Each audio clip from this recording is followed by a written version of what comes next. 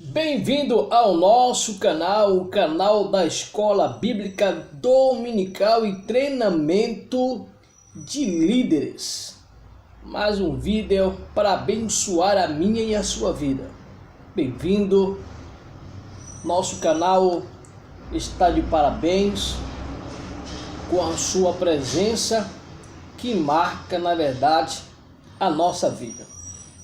Eu quero agradecer a você que tem se inscrito no nosso canal, você que tem nos dado esse apoio de crescimento no reino de Deus, propagando o nosso canal, divulgando, abençoando vidas, pois o nosso canal ele veio com o objetivo de ajudar, auxiliar as dificuldades de algumas queixas de alguns obreiros, membros, da falta da capacitação dada ao professor antes de uma aula, ou a capacidade de alguns que não podem pagar o curso de teologia, e nós, da nossa Rede Fight, a Rede Fight, a faculdade de teologia de nível internacional, damos a esta aula gratuita a você,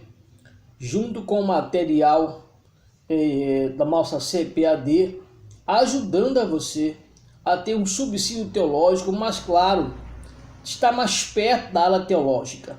E por isso é que esse canal nasceu com esse objetivo de auxiliar você melhor na sua aula, a edificar a sua família, o seu ministério, a vossa liderança, e tudo que você colocar às suas mãos, você seja abençoado, porque a palavra de Deus, ela é pura, ela é mais penetrante do que uma espada polida de dois gumes, porque ela vai entre juntas e médulas e ela é apropriada para discernir os pensamentos e as intenções do coração do homem. A palavra de Deus, ela é divinamente inspirada e ela é útil para redarguir. Ela corrige um homem, ela prepara um homem para toda e qualquer boa obra. Ela tem a visão de preparar o homem segundo a imagem de Deus em Cristo Jesus. O maior alvo da nossa Bíblia não é mostrar o homem comum, mas mostrar o homem Jesus, o homem espiritual que manifesta os sentimentos de Deus em Cristo Jesus. Por isso é que esse canal, ele é um canal diferenciado, porque ele tem essa intenção específica de abençoar a sua vida. Mas você diz, mas eu não sou professor, mas eu sou um aluno. Eu não sou aluno, mas eu sou alguém que me interesso, simpatizo pelo conhecimento de Deus. E por isso você está no nosso canal assistindo e aprendendo de Jesus, que é o nosso maior e único mediador entre Deus e os homens, Jesus Cristo, o homem, Filho de Deus. E na lição que nós vamos abordar, ela vai estar falando sobre o lugar santíssimo. O lugar santíssimo. Nesse lugar santíssimo, nós temos o nosso texto áureo, que é o texto de ouro, que diz o seguinte, lá em Hebreus 9, versículo 3. Mas depois do segundo véu, estava o tabernáculo, que se chama o Santo dos Santos. Na verdade prática, o texto de prata, pelo sangue de Jesus Cristo, o véu da separação foi rasgado e hoje temos liberdade e confiança para entrar no trono da graça de Deus. O véu foi rasgado e temos esse acesso ao trono da graça de Deus. Eu vou apenas entrar em alguns pontos falando sobre o lugar santíssimo, para ficar mais específico para a sua vida. Vejamos que a leitura bíblica em classe está em Hebreus, e lá está em Êxodo, capítulo 26, versículo 31 ao 34, depois Hebreus 9, versículo 1 ao versículo 5, e depois Mateus 27, versículo 51.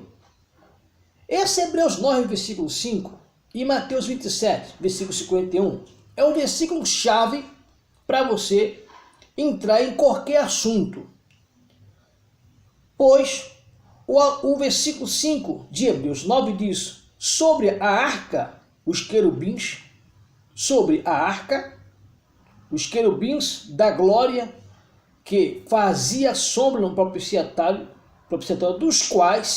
das quais coisas não falaremos agora particularmente. Vou retornar. O autor aos Hebreus, ele fala aqui sobre a arca, os querubins da glória, que fazia sombra no propiciatório, das quais coisas, ele fala, não falaremos particularmente agora. Agora, particularmente, não vamos tratar desse assunto. Era algo que ia ser revelado futuramente. E como chega no livro de Mateus 27, verso 51, o escritor, segundo Mateus, falando dos fatos de Jesus, ele escreve a expressão: eis que o véu do templo se rasgou em dois, de alto a baixo, e tremeu a terra, e fendeu-se as pedras. Esse Hebreus 9, versículo 5, e Mateus 27, no versículo 51, ele traz uma resposta daquilo que o autor aos Hebreus está falando, que naquela gestão dos assuntos do lugar santíssimo havia algo prescrito para um tempo oportuno, a qual não tinha oportunidade de narrar o assunto, pois ainda não era um fato para ele tratar. Ele se ocultou falando de algo profundo. Ele se manteve oculto porque era um assunto profundo, que existe aí uma escatologia, uma exegese de assuntos temáticos que ele não poderia expor naquele exato momento, pois era um assunto muito forte para ser esboçado no momento que o autor aos Hebreus está falando. Falando daquilo que o próprio Moisés recebeu de Deus sobre o versículo 4 do Hebreus 9, que diz que tinha um incensário de ouro e a arca do concerto, coberta de ouro toda em redor, e que estava um vado de ouro, que continha o maná, a vara de Arão que tinha florescido e as tábuas do concerto. E quando chega no versículo 5, ele fala, e sobre a arca os querubins da glória, que fazia sombra no propiciatório, das quais coisas não falaremos agora particularmente.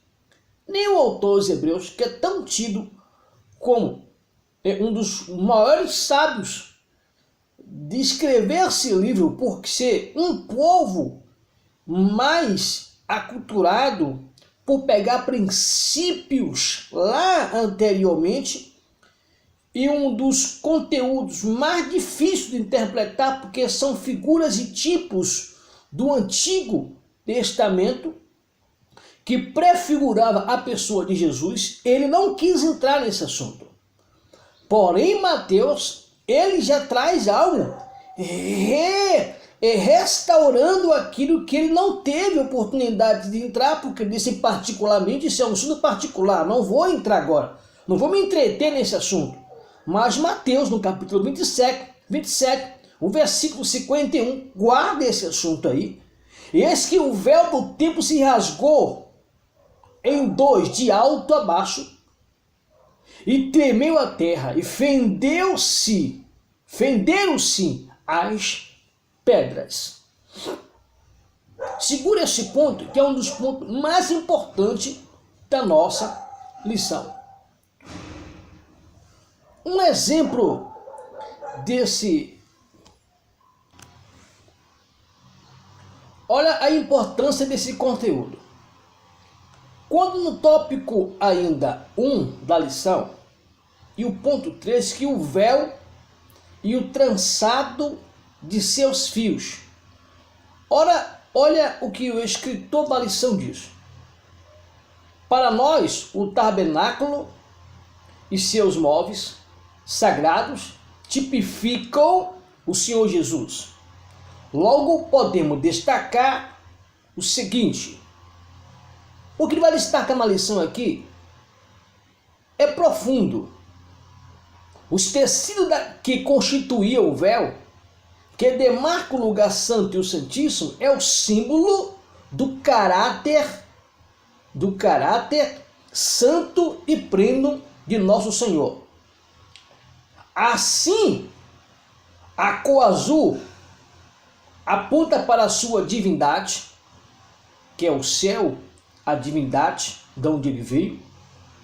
A púrpura para a sua realeza, o branco para a sua santidade, e o carmesim para a obra expiatória por toda a humanidade. Observe que ele já coloca os pontos da lição ligada ao texto teológico, falando sobre o véu como forma tipológica do corpo de Jesus, ou seja, o véu, o último véu ou o segundo véu é o que separava o que estava dentro do lugar santíssimo. Mas para chegar no lugar santíssimo tinha essa qualidade aqui, tinha essa tipologia aqui, que primeiro ele fala sobre o azul, que apontava para a divindade, a púrpura para a realeza, o branco para a santidade, o carmesim para a obra expiatória por toda a humanidade. Ou seja, a porta era o caminho que levava à divindade, que levava, falando sobre a realeza, sobre a santidade e a chamada a obra da expiação. Voltando, divindade, realeza, santidade e a obra da expiação. Tudo estava no véu, no último véu que dava acesso ao lugar santíssimo. Veja a profundidade. Eu fiz aqui um tópico com 5 pontos falando sobre o que o livro de Hebreus, capítulo 9, nós lemos recentemente, se vai lembrar, o versículo 4, que fala sobre o conteúdo que tinha no lugar santíssimo. Quais eram os materiais que tinha no lugar santíssimo, que só um homem poderia entrar para purificar o seu pecado e purificar a nação. E era uma só vez no ano que ele tinha acesso.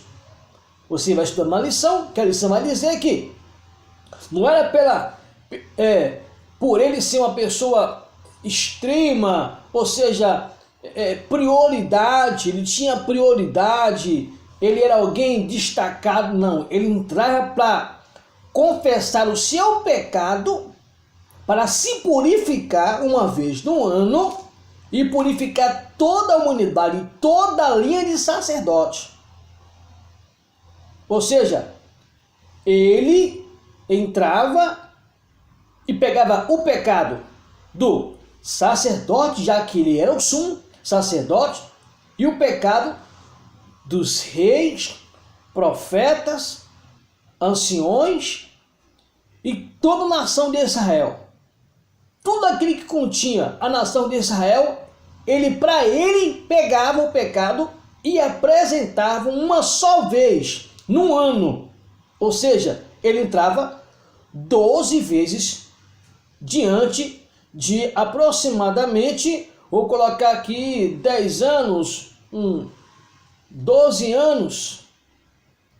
Então, num período aí, aquilo que o sacerdote fazia continuamente, o sumo fazia apenas uma vez no ano. Aquilo que o sacerdote fazia de contínuo, rotineiro, apresentando o pecado do povo por meio dos animais, o sumo sacerdote só fazia isso exatamente uma vez no ano. Agora, quem era esse sumo sacerdote? Quando pega o véu traçado de seus fios, lá estava o último véu que dava acesso ao lugar santíssimo. Mas quem é esse véu? O véu aqui é o próprio Jesus, falando sobre o pano azul, que era falando sobre a sua divindade, céu. Vejamos que quando o escritor do livro de Atos dos Apóstolos, ele começa a narrar a história de Jesus, que ele vai buscando o conteúdo, ele diz o seguinte, que Jesus foi elevado aos céus. Elevado aos céus. Quando o escritor João vai descrever a história de Jesus, ele vai mostrando a vida de Jesus particular, mostrando que esse Jesus, ele era o caminho, ele era a verdade e ele era a vida. João está falando de uma tipologia, de uma figura de um Antigo Testamento. Quando o autor, o escritor, melhor dizendo, Mateus, porque o autor da Bíblia é o Espírito Santo, na pessoa de Deus, o escritor conhecido como Mateus, ele apresenta Jesus como, na verdade, o rei, o Messias, o rei dos judeus. Marcos vai apresentar ele já voltado para o livro de Levítico, mostrando que ele é o Cordeiro de Deus. Lucas já apresenta ele como alguém que é poderoso em obras. João já apresenta ele como aquele que é voltado para falar à igreja. Ou seja, aquilo que era dele e que era ele mesmo. Dele e ele mesmo. Quem é? O próprio Jesus. Jesus, quando revela no livro de João, ele diz: o meu pai, ele é o agricultor. É ele que poda. Eu sou a videira verdadeira. Vós sois os ramos. Se vós estiverdes em mim e a minha palavra estiver em vós, tudo quanto pedires o Pai, crendo, isso vos será concedido. O jogo de palavra do grego diz: em verdade vos digo.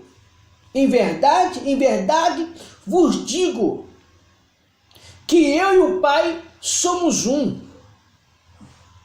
Vós estão limpos pela palavra que eu vos tenho dito.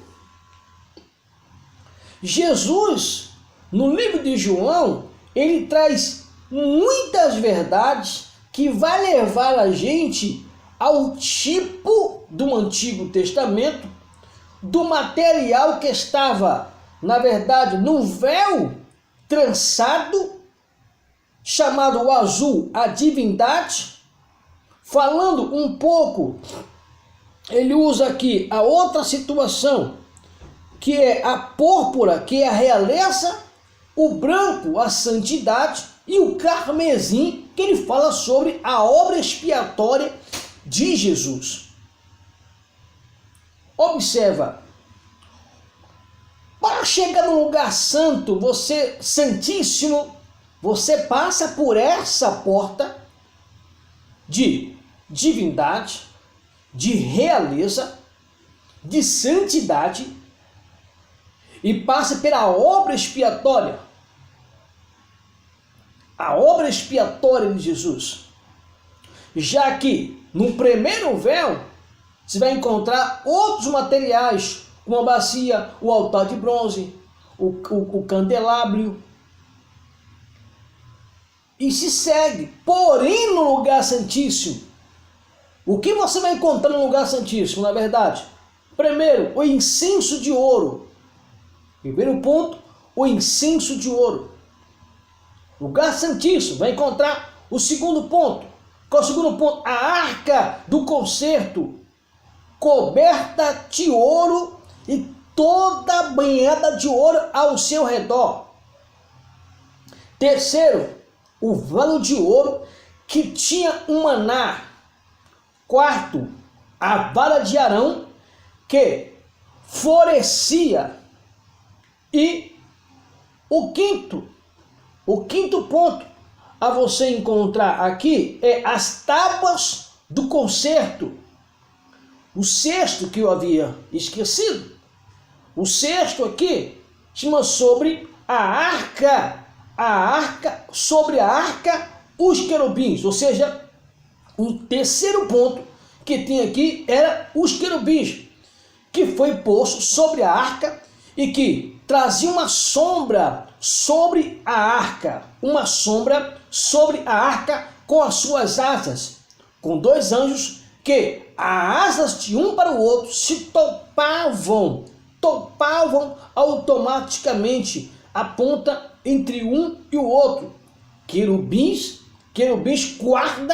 guarda da santidade, o guarda da santidade, o guarda da adoração, o guarda que se mantinha no lugar santíssimo. Então, quando você passa da chamada púrpura ou azul, pano azul, divindade, a púrpura, a realeza, o branco, a santidade, o carmesim, a obra expiatória de Cristo, entrando no santuário para todo sempre. Quando o escritor São Mateus escreve essa história que Jesus está relatando aqui no capítulo 27 de Mateus, no versículo 51, ele escreve esse fenômeno aqui ocorrido, que diz: eis que o véu do templo se rasgou em dois de alto a baixo, e tremeu a terra, e fenderam-se as pedras. Vejamos que o autor aos Hebreus, no capítulo 9, e no versículo ainda 5, 9, capítulo 9, versículo 5, ele se oculta em falar de um fenômeno esse que ele diz o seguinte: e sobre a arca os querubins da glória, que fazia sombra no propiciatório, das quais coisas não falaremos agora particularmente. Eita, que coisa profunda! Por que ele oculta? Porque era algo que era para ser revelado. Exemplo, o grupo religioso conhecido como a Igreja do Santo dos Últimos Dias, para nós, os mormons, mais conhecido para os cristãos como os mormons, eles têm uma ideia de que Jesus, ele não cumpriu a morte, não cumpriu a obra expiatória, ou que Jesus, ele não finalizou a sua obra. É o que eles pregam, é o que eles ensinam, é o que eles acreditam. Ele diz que, na verdade, eles não, Jesus não, mas um personagem do seu livro é que, na verdade, é que cumpriu essa obra. E eles dizem que só pode ser salvo quem for da Igreja dos Santos dos Últimos Dias. Tem que ser mormons para ser salvo. E diz que é no ato da Santa Ceia, é que eles, sendo os mormons, é que conseguem, na verdade, a purificação. Ou seja, que ele não cumpriu essa obra, Jesus não cumpriu, mas que por meio de um personagem do seu livro, é que tem essa força de, por meio de uma ceia, que eles estão ceando, pelo sangue de um personagem do seu livro, da sua crença, é que diz que a partir daí é que eles têm a redenção. Que esse personagem recebeu uma revelação e que Jesus não cumpriu, e que ele seria maior do que Jesus, maior do que Moisés, maior do que os profetas, superior a Jesus. O autor aos Hebreus, nesse texto, em particular, ele não trata do assunto, porque era algo que, na verdade, ainda tem muito a se revelar. Porque a Bíblia nos fala que Jesus, ele virá arrebatar a sua igreja. E que nessa segunda vinda, ele não vai pisar sobre essa terra. E não pisando sobre essa terra, automaticamente ele vai estar sobre as nuvens. No livro, por exemplo, que escreve o escritor Paulo, na carta aos Coríntios, no capítulo 15, versos 51 ao 58, ele diz que eis que eu vos digo o mistério, que nem todos nós dormiremos. Mas ante o anjo tocando a última trombeta, os mortos em Cristo reviverão primeiro, e depois nós, os vivos, seremos transformados. Porque convém que esse corpo corrupto se revista de uma imortabilidade ou de uma incorruptibilidade, e que o corpo mortal se revista de uma imortabilidade. A Bíblia nos fala na carta de Paulo, capítulo 3, a seguir, aos Coríntios. Ele vai tratar sobre a questão também do tipo do julgamento. Ele diz que todos nós teremos que comparecer diante do tribunal de Cristo. Não importa a obra que você fez, todos teremos que nos comparecer. Como Jesus não vai pisar sobre essa terra, ele virá arrebatar a sua igreja nas nuvens. Paulo fala que é no abrir e piscar de olhos haverá o arrebatamento. A Bíblia fala que nenhum dos homens foram capazes de cumprir todo o Antigo Testamento. Todos os homens tropeçaram na palavra.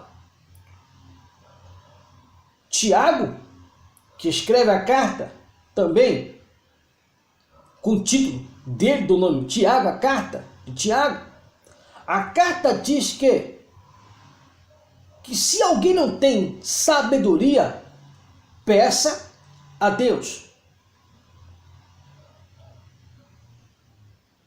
Não tem como você tentar dizer que Jesus não cumpriu a morte expiatória na cruz do Calvário, já que o texto diz que o véu se rasgou de cima a baixo, Mateus 27, 51, em duas partes, e fenderam-se as pedras.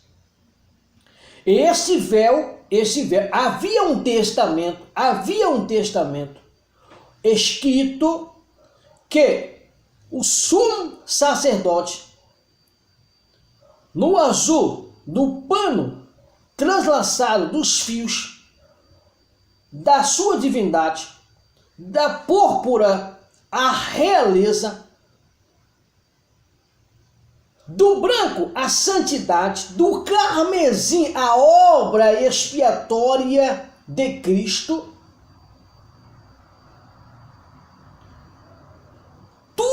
isso vai apontar para o que Mateus está falando. E que esse sumo sacerdote entraria no santuário, no lugar santíssimo, e haveria de purificar a ele e a nação para todo sempre. Isaías escreve, dizendo o seguinte, que ele foi moído, ele foi vituperado pelos nossos pecados. Diz que o castigo que nos trouxe a paz estava sobre ele, e pelas suas pisaduras fomos sarados. O castigo que nos trouxe a paz estava sobre ele, e pelas suas pisaduras fomos sarados. Ora, quando Jesus ele entra no santuário do lugar santíssimo, como o sacerdote de costume entrava, ele entrou no santuário e purificou a nação para todo sempre. E o termo de Mateus escrito diz o seguinte, que ele disse, Pai, está consumado. E quando isso está consumado, fechou, filho. Não tem essa história que alguém conseguiu, que alguém depois lá recebeu uma revelação. Paulo escreve aos irmãos que estão em Tessalônica, que diz que se aparecer um anjo tentando pregar um outro evangelho, não receba, diga que é anátema, é maldito. Paulo diz que ninguém pode pôr um outro fundamento a não ser esse, Jesus. Jesus é a figura. Jesus é o personagem de todo o Antigo Testamento. Jesus, no sentido do rei, é o rei dos reis. Na expressão do sumo sacerdote, ele é o sumo sacerdote perfeito, entrando uma só vez para todo sempre.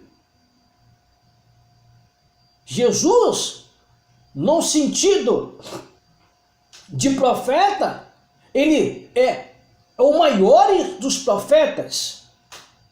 Ele viria com uma missão de profeta. Zacarias diz, aí vem, ó Israel, o vosso rei, montado no jumentinho. Aí vem o vosso rei. É Jesus. É Jesus. Zacarias, ele teve essa visão e profetizou sobre isso. Então não tem como a gente tentar fugir.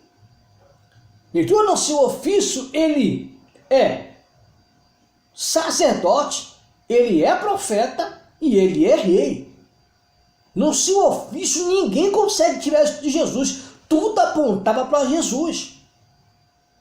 Então não vai ter um intermediário agora, no século XX, um Joseph Smith, o Anjo Morônio. Não vai ter ninguém para desencadear essa profecia. Nenhum outro livro é tão autêntico, tão esclarecedor como a Bíblia. E nenhuma cultura é tão rica sem a Bíblia. Porque toda cultura, toda tradição, dos tempos remotos até hoje, quem aponta esses pontos para atualizar nós é a Bíblia. Então não vai surgir um personagem nascido da carne. A Bíblia diz que Deus enviou Cristo na carne, mas Cristo não é carne. Deus enviou Cristo na carne e na carne condenou o pecado. E o único nascido de homem, nascido de mulher, maior, quem foi? João Batista. O único nascido de mulher maior de todos foi João Batista, o profeta.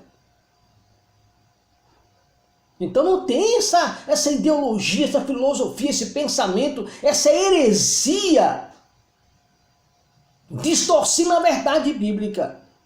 Então, quando você for estudar, pense que tem alguém por trás tentando deturbar essa verdade. Então, tem uma uma verdade por detrás também de todo esse conteúdo escrito aí, que você vai ver no decorrer dos textos, contexto, referência, a síntese histórica, a síntese teológica, a síntese exegética do texto, certo? A síntese cultural. Você vai entender tudo que o incenso de ouro, a arca do concerto, coberta de ouro, o vaso de ouro que tinha o maná. Por que isso? Qual o objetivo disso aí? A vara de Arão que florescia, a tábua do concerto e os querubins que estavam sobre a arca. Por que que Deus ocultou isso? Porque são manifestações de Deus ao mundo. Jesus é o pão da vida. O maná, Jesus é o pão da vida. As tábuas do concerto revelando todos os livros do Antigo Testamento. O tetragrama mostrando a verdade escrita do Pentateuco, dos livros conhecidos como profetas anteriores e posteriores. Os 24 livros original da Bíblia hebraica, que para nós constitui-se 39 livros por questão de estudo.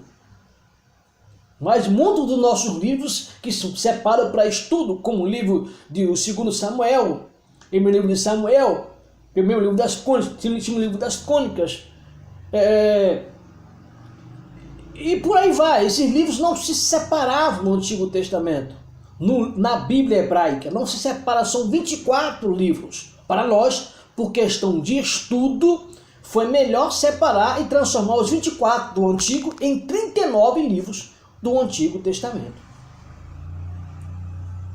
Jesus, ele é o pão da vida. Na arca do concerto, as tábuas do concerto, nós dizendo, é os mandamentos. Aquilo que Deus deu para Moisés no princípio. Que depois que veio a grafia, né? Veio o prelo, veio a grafia, e aí traz para nós do pergaminho, do papiro e do avelino, vem para nós para um papel. A Bíblia escrita em papel para nós. Você vai ver aqui a arca da aliança, a arca é a presença de Deus. Ou seja, Deus, a arca, a tenda da congregação, foi feita para Deus habitar no meio do seu povo. Aquilo que é humano, é humano. Aquilo que é divino, é divino. Alguns diziam, revela quem você é, Jesus. Você é rei dos judeus? Ele disse, vós diz que eu sou. Se meu reino fosse desse mundo, Jesus disse, certamente, não parece não, julgado por vocês. Eu seria aceito por vocês. Mas o meu reino não é deste mundo. Jesus revelando as virtudes do seu reino transcendental. Um reino que não era humano. Um reino que não tinha uma visão humana. Que não tinha uma visão humana. Ou seja, vamos destacar essa verdade. A vara de Arão é porque Deus é que levanta o profeta. Deus é que escolhe o profeta. Deus é que escolhe o sacerdote. E houve aquela confusão de que os uns poderiam escolher os profetas, o sacerdote, a boca de Deus. E para mostrar que era Deus falando na congregação e não os homens, uma vara foi posta sobre a arca do concerto, ou a arca da aliança. E quando bota nessa arca, diz que a vara de Arão, agora ela floresce. A vara de Arão, que era um vaso de ouro, que tinha um maná. E tinha o vaso de ouro que tinha um maná. E o que era o maná? O maná era o pão da vida. Então, o incenso era Deus se revelando por meio da oração, do sacrifício.